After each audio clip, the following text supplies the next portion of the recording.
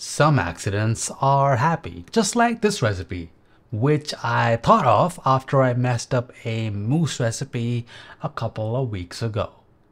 So this fudgy banana brownie is what you're gonna get, and I think it's my first banana bread recipe on video. It's gluten-free. 1-to-1 GF flour is going to be really helpful here, but of course you can substitute with your favorite flour. So start mixing up the dry ingredients first, which is gonna be your flour, baking powder, and salt.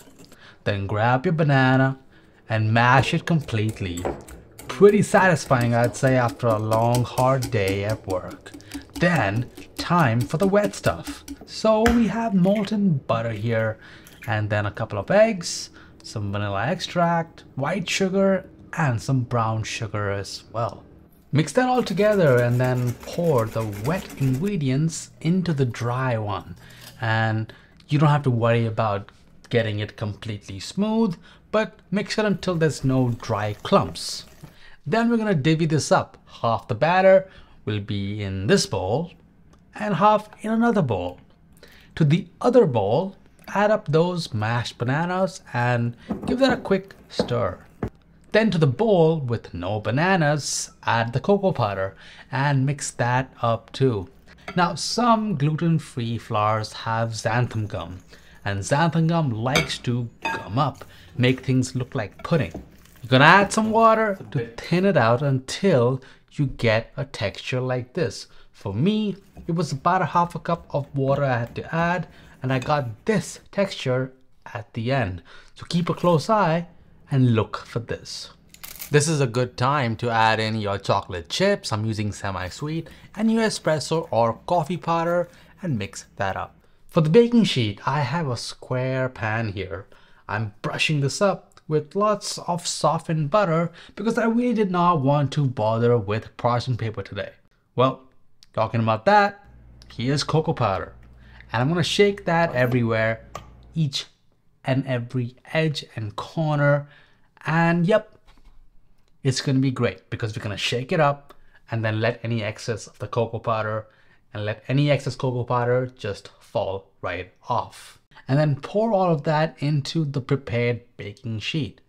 And then on top of that, we will add up the banana mix. And here, there's a lot of options. You can either choose to mix this all the way through or leave some white parts and some brown parts, or really just do what comes to mind. Basically, it's a combination of a banana kind of mix and your classic brownie kind of mix, and it's gonna give you an interesting texture. Just make sure everything is even, that you pad out any excess air out. And then just sprinkle on your chocolate chips and spread that evenly, and make sure your oven is ready.